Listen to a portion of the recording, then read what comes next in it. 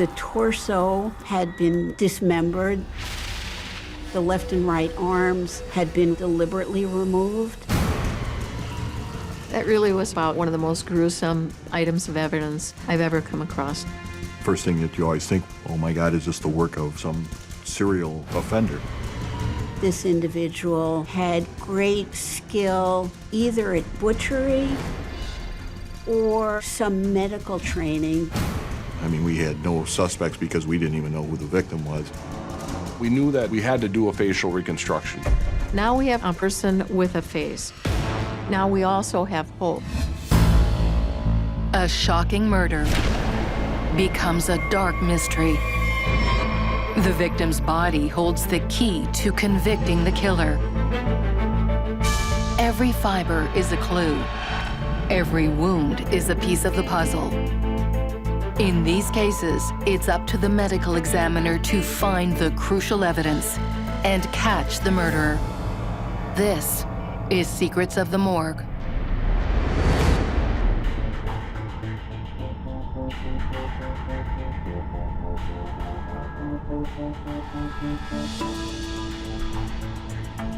Spring Green is a small town about 40 miles west of Madison.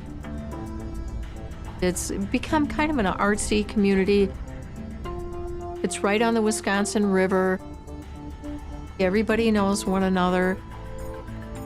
It's a really calm, quiet place to live. On a warm summer day at the riverbank, a child spots something unusual. A woman and her 2 children were taking a picnic out to one of the sandbars. They were walking along the trail along the Wisconsin River into an area called Peck's Landing. So as they were making their way along the path, the little boys find a big plastic trash bag. They wanted to explore it, and of course the mother said, no, leave it alone. Well, of course they go right back to the bag. And then they opened it and came back screaming and scared, and that's when the alarm went up.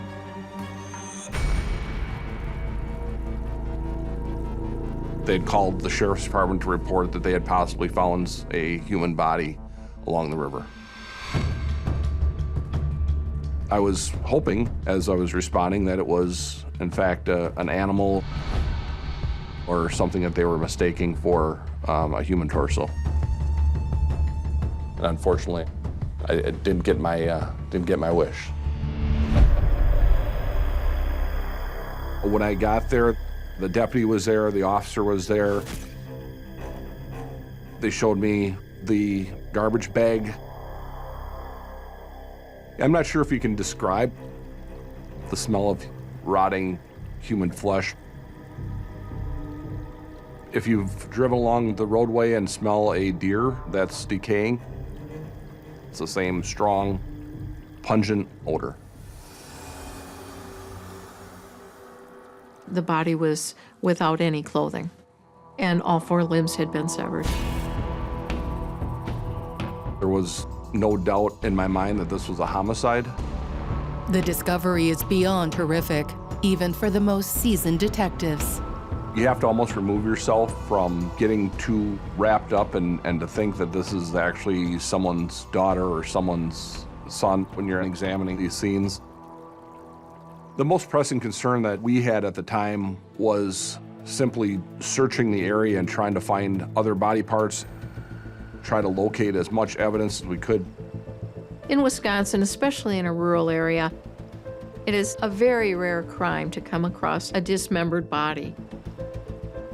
But we felt that it was likely the other body parts would have been packaged in a similar way in plastic bags. We had numerous teams of law enforcement in boats. Some headed downstream, some of us headed upstream.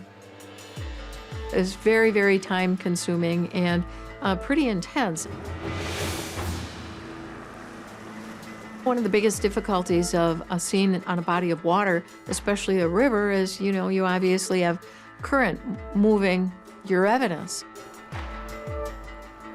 You know, a changing environment like the Wisconsin River it's difficult. The water level can be very low at one time. You can see sandbars.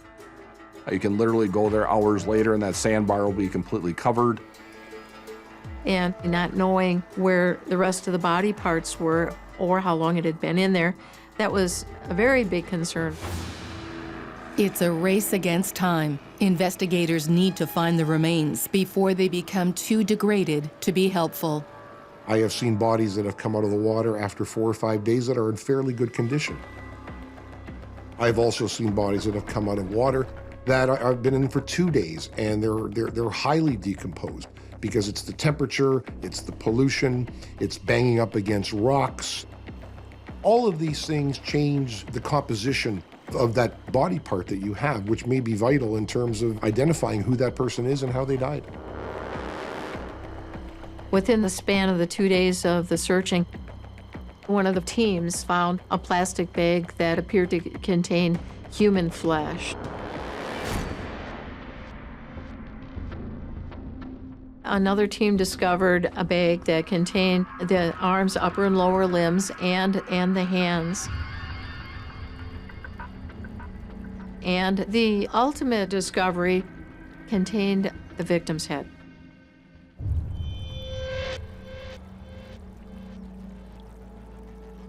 It wasn't at all what I expected when I opened the bag.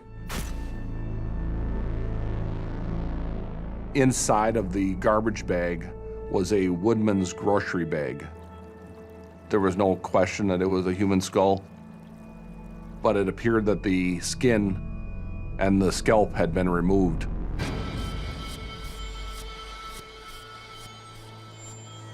The nose was gone, ears were not there, and it was just the flesh on a skull.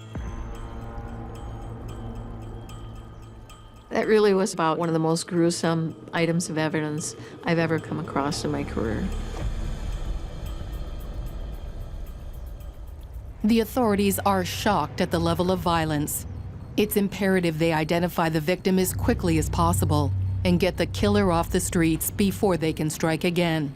First thing that you always think when you have something this unusual, oh my God, is this the work of some serial offender? When someone mutilates a face in the postmortem period, it's clear that they're trying to hide the crime. It also adds a personal element. It suggests that maybe this person was familiar with the person that they killed and they just wanted to completely wipe them off the face of the earth. So this could be the work of a serial murderer, but it also could be someone who has a personal relationship with the victim. So the first priority is to find out who this person is. The remains are too decomposed for traditional autopsy, so detectives call in a specialist, forensic anthropologist, Dr. Leslie Eisenberg. I'm a trained archaeologist. I've worked at many prehistoric and historic sites in this country and abroad. Archaeology is all about context. Where do you find something? What's around it? And so a crime scene is very much like an archaeological site where you have different pieces of evidence. In this particular case, what I came to see was pretty disturbing. There are still breasts and female genitalia. So we know these remains were from a female. The torso had been dismembered. The left and right arms had been deliberately removed. The left and right leg had been deliberately removed. And they also tried to disfigure the face of this person so she could not be visually recognized. With the arms and legs, it was a disarticulation. So they actually removed them at the joints rather than sawing through the bones. Even in an anatomy lab, it's not easy to take a body apart, to learn how the muscles insert, where they attach. Whoever dismembered the body took great pains and not insubstantial effort to take this body apart. Even more noteworthy are the tools the killer used to dismember the body. In examining the remains, I saw many different kinds of cut marks on the body. The cut mark to the neck vertebrae was really sharp. But the attempt to remove soft tissue from around the shoulder area was really ragged. And then in other places, like on the hip cartilage and at the top of the thigh bone, there were chunks of cartilage and bone taken out. So it was clear to me that perhaps more than one implement may have been used to dismember the remains. The various methods of disarticulation provide Dr. Eisenberg with a terrifying piece of information about the killer. I felt that the person who had dismembered this individual had some medical training or great skill at butchery. We wanted to make sure that this was not a serial killer. It's not someone who was going across the United States dumping bodies that were dismembered.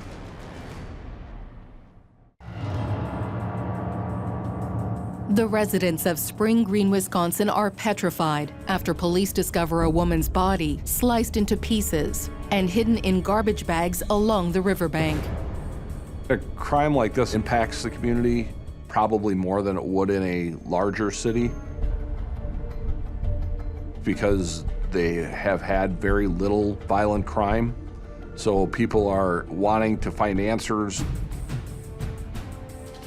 It was difficult to figure out how we were going to get an identification of her because the face had the flesh removed. We didn't have any scars, marks, or tattoos on the body. It's very important to identify your victim as soon as possible because that's your springboard for the rest of the investigation. The killer went to great lengths to try to obscure this woman's identity, but inexplicably left one vital body part intact. We were recognizing right away that we had a very useful tool, that being the hands with fingerprints. But since the body had been in the water for such a long period of time, that was a very technical procedure. When a body has been in water for some time, the skin starts slewing off. So the crime lab individual basically took the skin from her hand, and which was mostly slewed off anyway, and made himself a human glove. It creeps people out, but you put on a evidence glove and then put that over, and then you do the usual ink blot to get the ridge detail from the fingerprints. NCIC is a national database where fingerprints are stored for various reasons, most notably criminal reasons. We submitted the fingerprints, but the results were negative. It was disappointing to see no matching fingerprints in their database. Knowing the brutal killer is still out there spurs detectives on. Now more than ever, they're relying on Dr. Eisenberg's anthropological expertise. We thought we could figure out who this was from what's called a biological profile. My investigation involved taking a lot of measurements at specific anatomical landmarks. And we also look at the shape of the skull, the shape of the pelvis, and the overall size of various bones to help determine the ancestry of the individual. In this case, we had to be careful in determining ancestry With the passage of time and with body decomposition, darker skin often becomes lighter with time and vice versa. And in this case, some of the remains were exposed to water. So the arms, for example, had dark skin on them, but the hands were very light in color. My report indicated the dismembered remains were those of a female between the ages of 18 and 22 years of age. And she was of African-American ancestry and about 5'2". There was quite a bit of surviving soft tissue, and even visually, I could see that this individual was stout. Investigators take Dr. Eisenberg's biological profile and input the data into the National Crime Database. NCIC retains a lot of different databases. In addition to the fingerprints, they also keep a separate database of missing persons. After submitting all that information and running it through their missing persons databank, the return involved thousands of females. Everyone worked extremely hard to try to identify the victim, but we had no success. With no matches from the list, investigators face an uphill battle to identify their Jane Doe and bring her killer to justice. In North America, thousands of people go missing every day. Not all of them get reported to the police right away. Some of them get reported to the police a week or two later. It's a huge needle in the haystack, and you have to try and find that needle. I mean, we had no suspects because we didn't even know who the victim was. The thing that kept me motivated was there was somebody out there that was missing their daughter, their granddaughter, their wife. So we knew that we just couldn't say, well, we tried and give up. So we knew the next step was going to be to try to get a facial reconstruction. But there was still flesh on the face. The only way to remove that flesh was to boil the flesh off of the skull.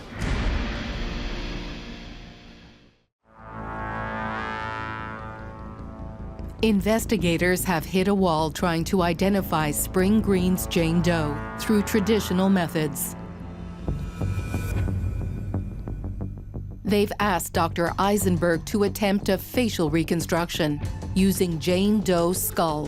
When Joe asked me to do this, what I told Joe was that there's evidence on these remains, and it was probably not wise to do because we needed to retain the broken bones, the disfigured face, as potential evidence in this case.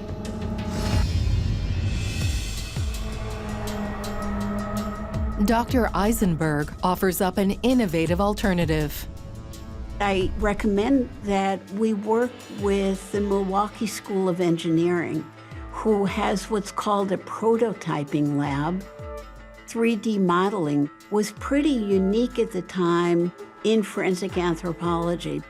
We really weren't creating something exactly like the skull, but what we were hoping for is something with the facial contours that were as close to the skull as possible. If the skull facsimile is successful, it could show them what the murdered woman looked like when she was alive, without destroying vital evidence needed to convict her killer. One of the ways that you create a replica of anything is to perform a CAT scan of that object, in our case, the skull, The CAT scan is made up of many different data points, and we took those data points, sent them to the Milwaukee School of Engineering to build our skull. I don't know of any other agency in the state of Wisconsin who has ever had occasion to use this sort of technology. It was completely uncharted territory, but we were hopeful that this would take the whole investigation in a new direction. When I picked it up from the School of Engineering, I was absolutely amazed that it was a replica and not an actual skull. What's incredible about this skull, first, that it's made of paper. Secondly, that it is virtually a true representation of the victim's skull in shape, in contour, even down to the detail of the disfigurement. For investigators, the next step in identifying their Jane Doe is building a face on top of her skull.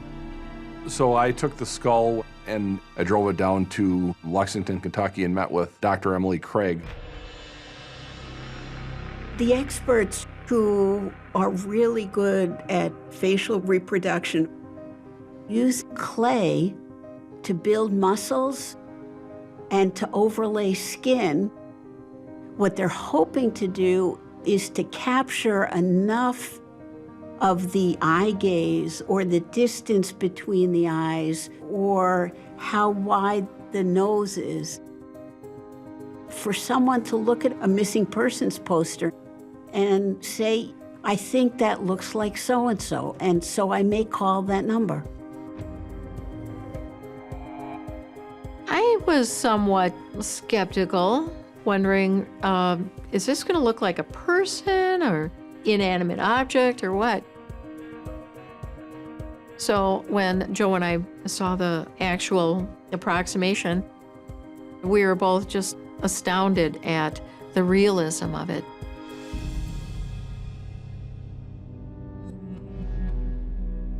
Now this is a person to us. It's not just evidence, it's just not a skull. Now we have a person with a face. And now we also have hope. When you're doing forensic anthropology, everyone is mindful that you have human remains before you, and you treat the remains with respect. But once a face is put to those remains, it really humanizes them. And you know that your work is really important to a family somewhere. Now that investigators have a face for their Jane Doe, they need the public to see her. It was important to create a poster, and Dr. Craig was very good about creating different looks to the same single replication that she had done. So she put a wig with long hair on it, she put a turban on it, glasses, no glasses, earrings, and then we produced posters and circulated it all around Wisconsin. We wanted to target specifically Woodman's grocery stores.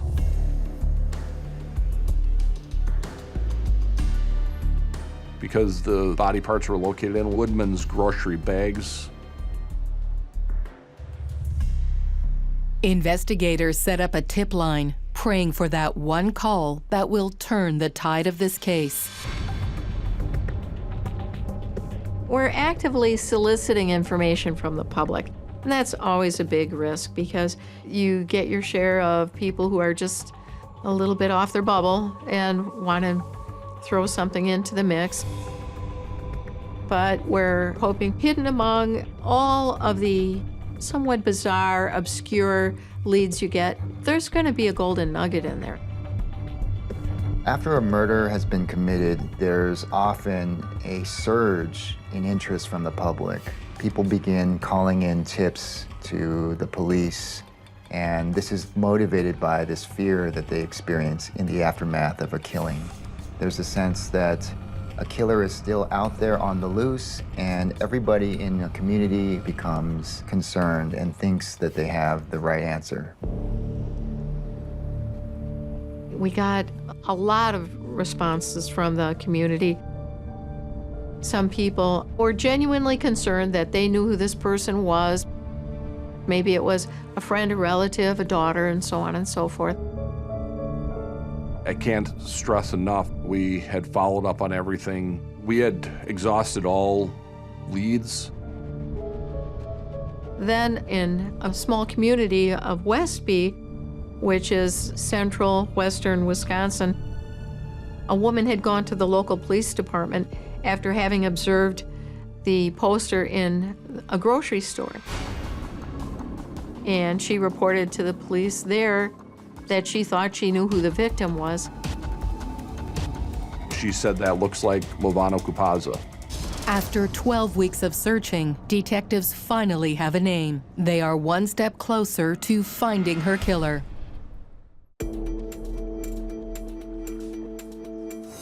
After months searching for the identity of a woman brutally murdered in Spring Green, investigators have located a witness who claims the victim is Milano Kaza. This woman, and her name is Sherry Goss, she explained that she had been a missionary nurse in Tanzania in the early to mid-90s and met Peter Kaza. She and Peter had fallen in love, and when she returned to the States, Peter wanted to marry her, and he came along too. A couple of years later, Peter wanted to bring his cousin from Tanzania, Milano Kaza. She came from a very, very rural community. What Peter told Sherry is this would be an opportunity to do something for one of the women in the village. So ultimately, Milano did come and live with Peter and Sherry in Wisconsin. In the back of my mind, I'm thinking this is a stretch that this person would be from a different country, and this is our unidentified body that's laying here in Spring Green, Wisconsin. Sherry had a photo. You could tell they were similar, but I couldn't say absolutely this is her because of the angles, because of the lighting. Unsure of whether Milano is their Jane Doe, investigators search out the people who knew her. We interviewed the people in the Tanzanian community within Madison that were friends of Sherry. We showed them the reconstruction, showed them the poster, and we left an open-ended question to say, you know, does this look like anyone you know? And every time would come back and say, absolutely, that looks like Milano. And we were able to get more photos from her friends. After looking at the photos, it was very clear that it was her. People say that anthropologists, that we speak for the dead. In this case, we put a face on the dead. When you look at the photo of Milano and you look at the work that Dr. Emily Craig did, the resemblance was just uncanny. Investigators believe they've identified their Jane Doe, but they need to prove it with evidence that will stand up in a court of law. Sherry told us that Milano had gotten an abortion at a local clinic in Madison. I went to that clinic to obtain documents that she might have handled. The idea being that those documents, they would have her fingerprints on them. These few pages from her medical records might be the only evidence in existence that can confirm her identity. There are oils that are secreted in our bodies and our fingertips, but not all surfaces are conducive to accepting fingerprints. And not all fingerprints are identifiable. There is a certain standard that has to be met in terms of the number of points that are in your fingerprint in order to be able to make an identification. We compared those latent prints to the known prints that we had from the autopsy. and they said the prints matched. 6 months after her body is discovered, investigators can officially ID their victim as Milano Kaza. All of us really thought that after so many months where no one had come forward, where there was very little evidence that would help us identify these remains, no less find out who did this to the remains. It's an incredible feeling. The people that knew Milano described her as being a very likable person. She spoke very little English, which is why she was taking classes at the English as a Second Language school, as well as socializing with the Tanzanian community at the university. The friends from the university who knew her had high regard for her, but they didn't know where she had gone. They thought that she had gone back to Tanzania and was at home.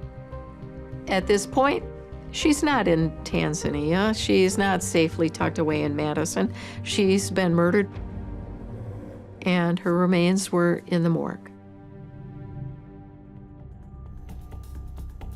Detectives hope that learning how Milano died will lead them one step closer to her killer. They turn to Dr. Eisenberg for help. You would hope that when a body is dismembered, the person had already died. And in this case, that's, I think, probably a safe assumption. So I was looking for any evidence of what we call sharp force trauma, blunt force trauma. Was she hit over the head? Were there multiple fractures on the legs? Could she have been run over? Was there evidence for any kind of gunshot wound or high velocity trauma? There was no blunt force trauma, no evidence for a gunshot wound.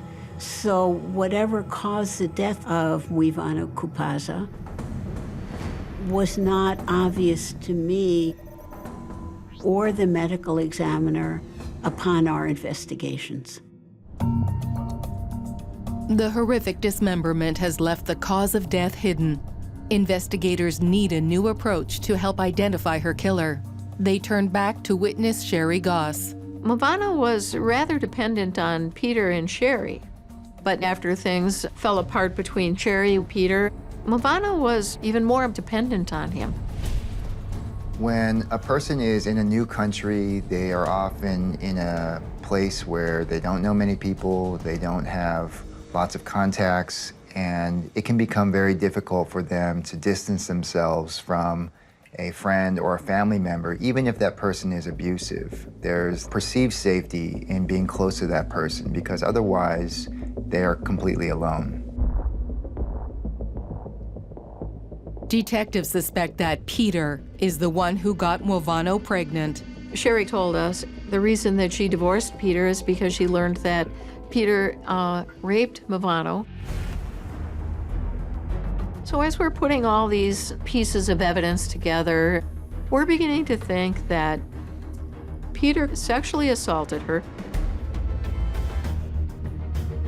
He could not let her return to Tanzania because she would tell the family what had happened.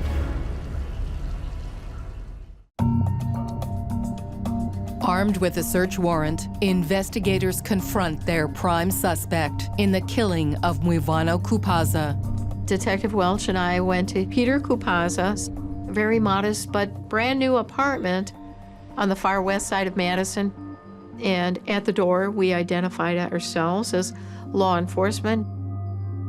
We asked if we could come in and talk to him about Milano. Peter allowed this. Joe and I went in. We explained that we were concerned about her well-being, her whereabouts, her safety. So we asked when he'd last seen her, and he said it was back in April. He'd given her money to return to Tanzania. He was very confident. He said he had dropped her off at a bus station. She had taken a bus from Madison to Iowa, had flown out from Iowa back to Tanzania, Africa,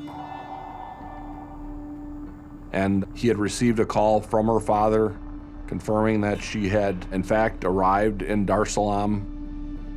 We knew, obviously, that wasn't the case. As a test, investigators show Peter the poster. I said, "Does this look like anyone you know?" And he said, "No, it doesn't look like anyone I've seen before." We then asked him directly, "Do you think it looks like Movano?" And he says, "No." He was the only one who didn't think it looked like Movano. As they search the apartment, Peter swears there's nothing to find. After Peter said she didn't live there, we find very personal items of hers still at the apartment.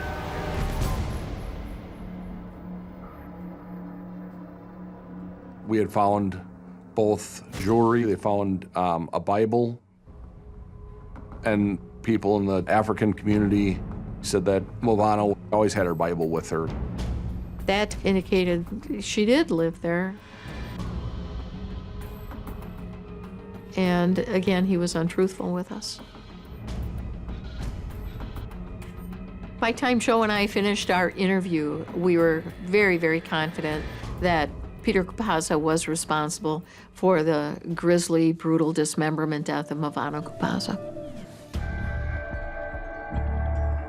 Detectives still need hard evidence linking Peter to the murder. They call in a team from the state crime lab to assist. The crime lab technicians in almost hazmat suits thoroughly conduct a search of the bathroom, all the plumbing fixtures, the light switches, the light plates. One of the things they did was remove the baseboard in the bathroom and located a drop of blood in the middle back part of the baseboard. Investigators can't understand how there could be so little blood, given the grisly nature of the murder. The technicians swab the material and send it to the lab for testing. Once a person is no longer living, blood isn't pumping. So the simple act, and it's not such a simple act, but the act of dismembering a body wouldn't necessarily generate blood spatter.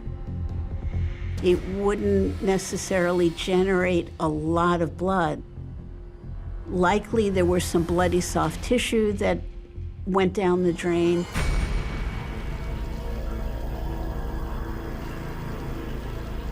But there wouldn't have been, like you see on bad crime scene reconstructions, blood all over the place.